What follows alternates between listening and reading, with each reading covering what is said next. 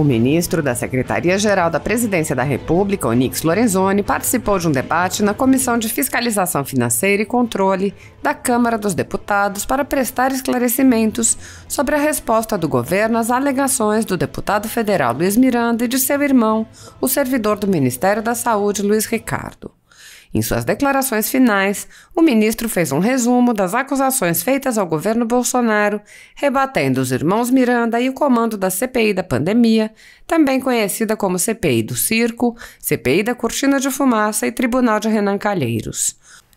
O ministro explicou que no contrato da Covaxin não houve sobrepreço, nem favorecimento, nem pagamento adiantado e resumiu: o sistema de controle funcionou. O ministro também rebateu narrativa sobre a vacina da Pfizer, explicando que o governo negociou condições mais favoráveis ao país, rejeitando imposições abusivas. Onyx ironizou as narrativas da CPI, dizendo que antigamente os presidentes eram chamados de corruptos e agora o presidente é chamado de motoqueiro, e afirmou: "Acho que é um elogio extraordinário ao nosso presidente." O ministro lembrou que a pandemia atingiu todos os países do planeta e apontou: "Perdemos entes queridos. Eu perdi, como todos perderam. O único lugar do planeta em que se acusa o presidente é no Brasil. Por quê?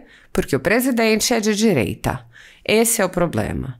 Onyx afirmou que os que buscam derrubar o presidente tentam fazê-lo a qualquer custo com mentiras e apontou que parte da imprensa vem fazendo um trabalho terrível. O ministro explicou que as mentiras não convencem o povo porque a população percebe que o presidente Bolsonaro ouve as suas necessidades reais.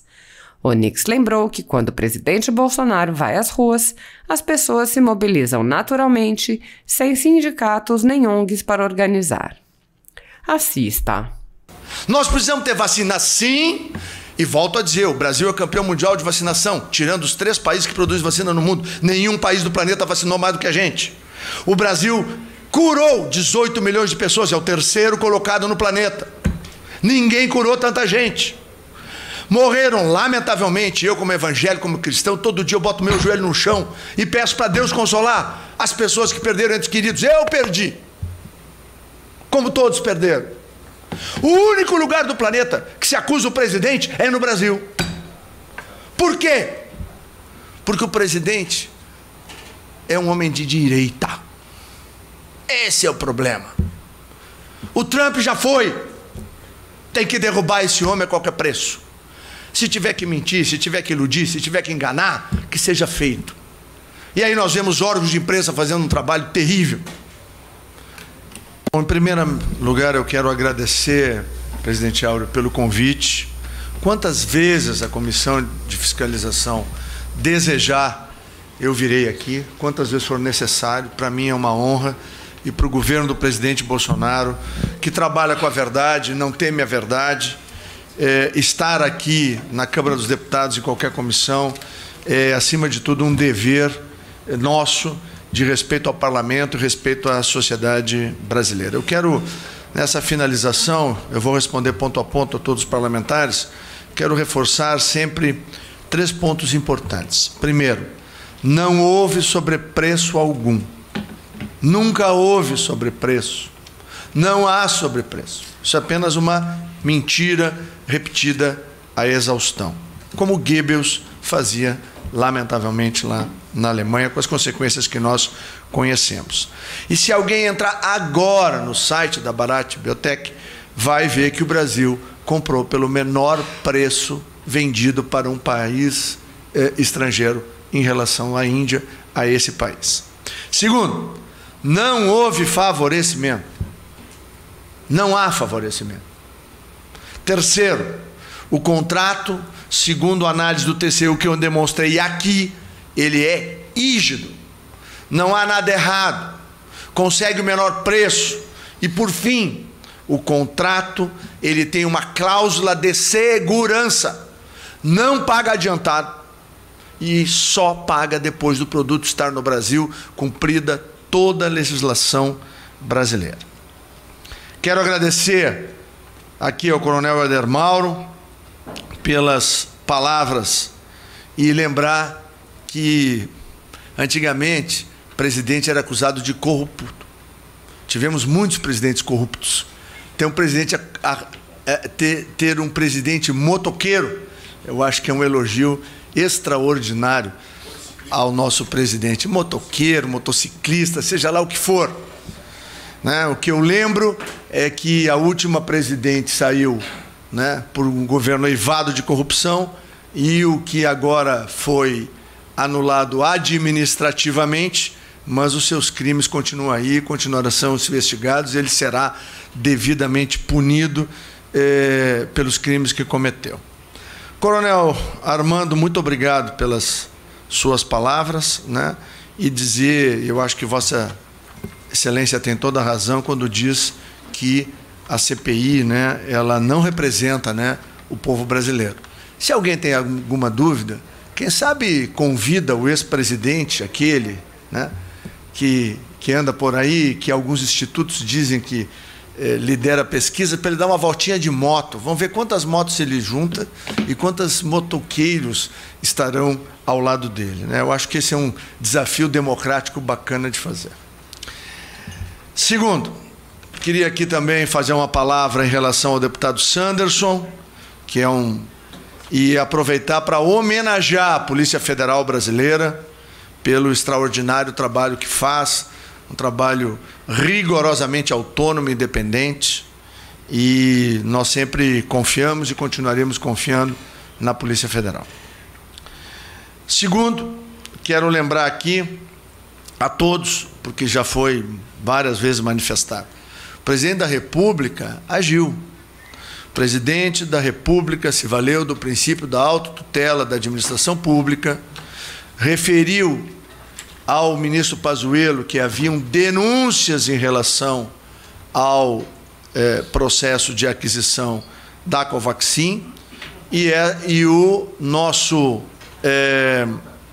ministro determinou ao secretário executivo, doutor Elcio, que tinha a responsabilidade de acompanhar todos os contratos, para que fizesse a apuração. E esta apuração, referendada numa denúncia do deputado Molon, deputado Marcelo.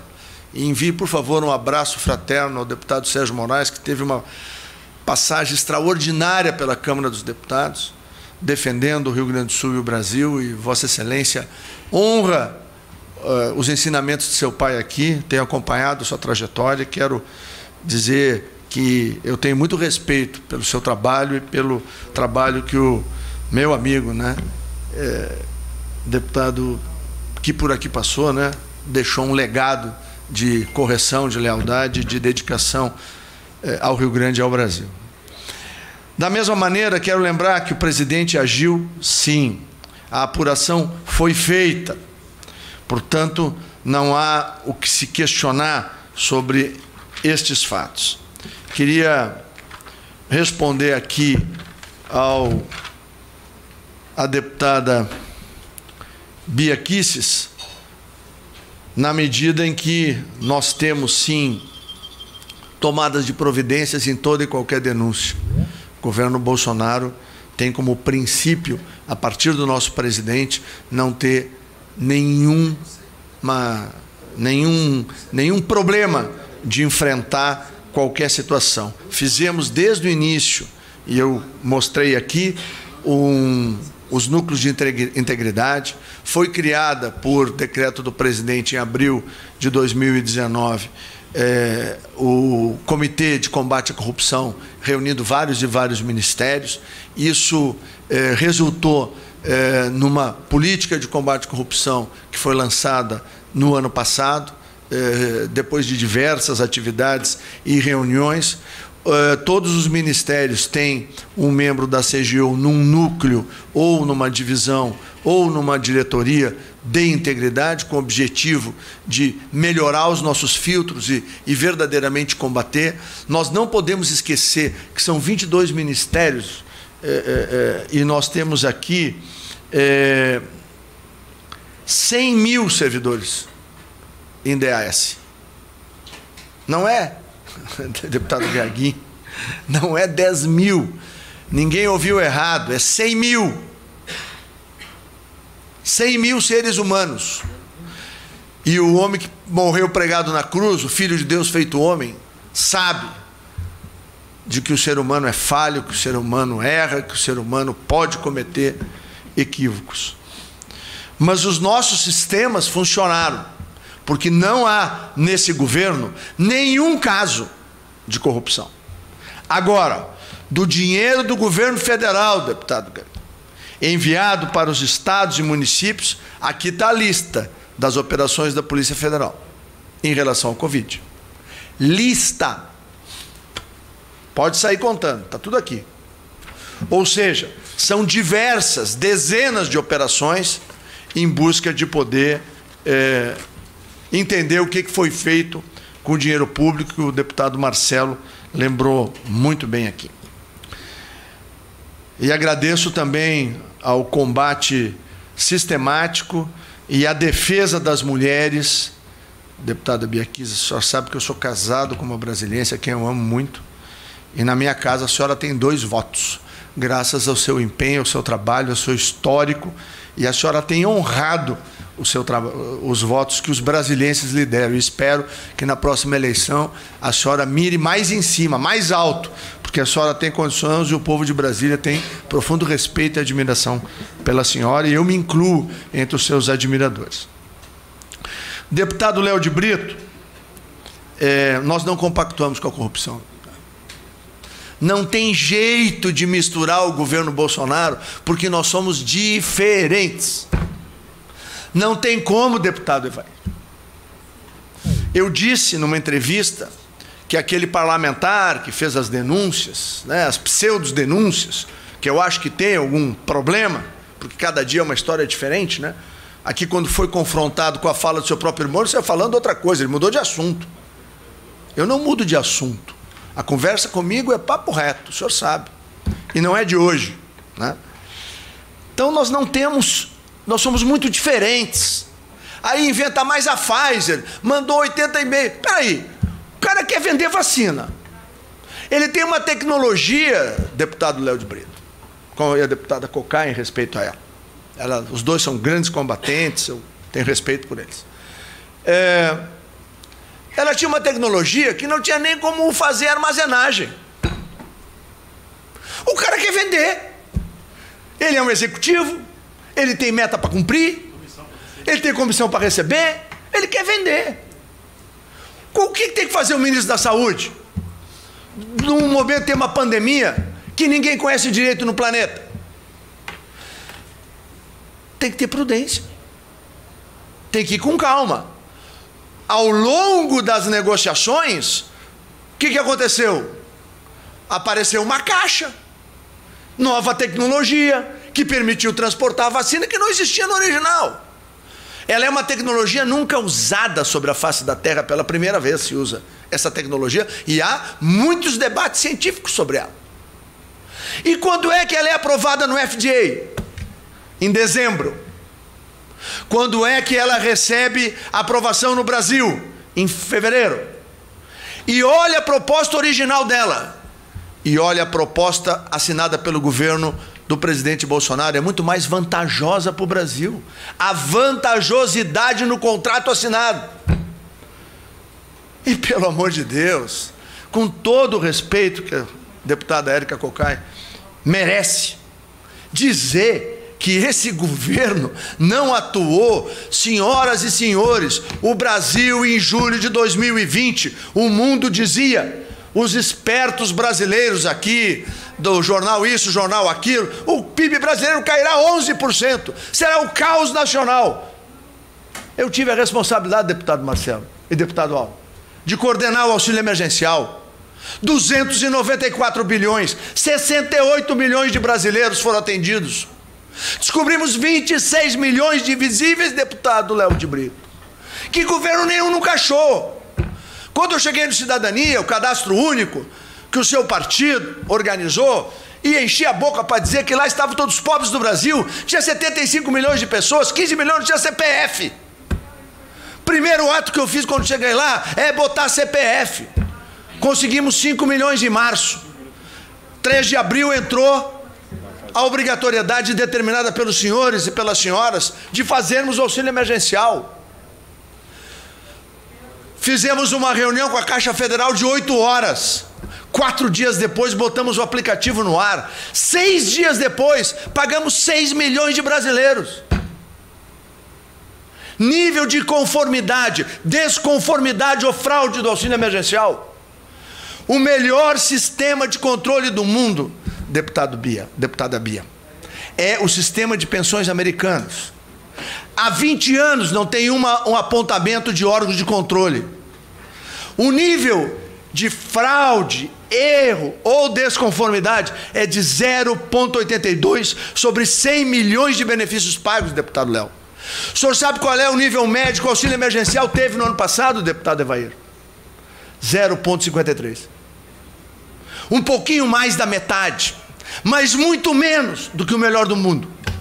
Aliás, o TCU usa o padrão do sistema de pensões americanos para analisar desconformidade, fraude ou erro. E com isso, o PIB brasileiro, deputado Marcelo, o senhor que vive numa região produtora, industrializada, pela força do povo alemão, foi só de 4%.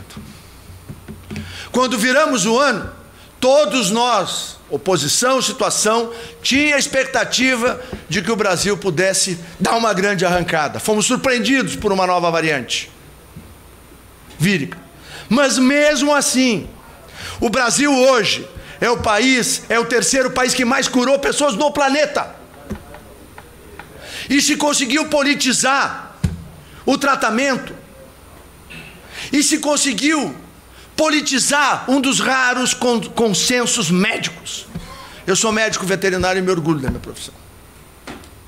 Nós tratamos de populações. Nós preservamos a saúde das populações. Animais. Os médicos tratam da saúde humana. E eu os respeito, os admiro. Tenho uma filha que está fazendo medicina nesse momento. Agora, o Brasil conseguiu enfrentar, quer pelo ângulo da atividade econômica e do suporte pelo auxílio emergencial, quer pelos programas relatados corretamente pelo deputado Marcelo, quer pelo atendimento na área de saúde. Lá no Cidadania, quando estive lá, eu recebi organismos internacionais que queriam saber como é que nós tínhamos conseguido fazer tão rápido, tão eficiente, com tão baixa taxa de erro. E o que era o SUS, eles perguntavam. A invenção brasileira do Sistema Universal de Saúde, que nenhum país do planeta tem, pois o SUS brasileiro, no governo Bolsonaro, se estruturou, teve recurso, montou UTI. Esse é o fato. Nós precisamos ter vacina sim, e volto a dizer, o Brasil é campeão mundial de vacinação, tirando os 3 países que produzem vacina no mundo, nenhum país do planeta vacinou mais do que a gente. O Brasil curou 18 milhões de pessoas, é o terceiro colocado no planeta. Ninguém curou tanta gente. Morreram, lamentavelmente, eu como evangélico, como cristão, todo dia eu boto meu joelho no chão e peço para Deus consolar as pessoas que perderam entes queridos. Eu perdi, como todos perderam. O único lugar do planeta que se acusa o presidente é no Brasil. Por quê? Porque o presidente é um homem de direita. Esse é o problema. O Trump já foi. Tem que derrubar esse homem a qualquer preço. Se tiver que mentir, se tiver que iludir, se tiver que enganar, que seja feito. E aí nós vemos órgãos de imprensa fazendo um trabalho terrível. Eu tenho respeito pela oposição. E eu ouço a oposição. Porque eu acho que é dever de quem está no poder executivo ouvir a crítica, refletir sobre ela. Porque muitas e muitas vezes, deputado Sanderson, a oposição nos aponta falhas, erros, correções de rumo. Eu não sou daqueles que acham que tem que destruir a oposição. Sou daqueles que acham que tem que respeitar e ouvir. E tem que ter humildade para ouvir. E no meu papel, lá na Casa Civil, lá na Cidadania, ou agora na Secretaria, eu ouço. Eu leio o que os senhores dizem. Porque eu preciso tentar entender como é que a gente pode fazer melhor para atender os brasileiros. Esse é o papel dos senhores. Como foi nos seus governos o meu papel. Mostrar como uma parcela da sociedade brasileira via o seu governo e como uma parcela da sociedade brasileira vê o nosso governo. Eu acho que é dever nosso fazer isso. Mas eu não vou admitir jamais que queiram misturar duas personalidades completamente diferentes. O presidente Bolsonaro é um homem humilde. O presidente Bolsonaro é um homem temente a Deus. O presidente Bolsonaro defende a família. O presidente Bolsonaro combate a corrupção. O presidente Bolsonaro é um homem que quer servir o seu país. Ele diz todas as reuniões para nós: servir o Brasil e não se servir do nosso país. Lamentavelmente, a história presidencialista brasileira, presidentes, partidos, estruturas políticas se serviram do Brasil por 30 anos. E por que os senhores e as senhoras acham que quando eles saem na rua, lá no Rio Grande, ou lá no Pará, lá no Amazonas, ou lá no Maranhão, lá no Alagoas, ou lá no Mato Grosso, o que a gente vê, Auro? O povo na rua.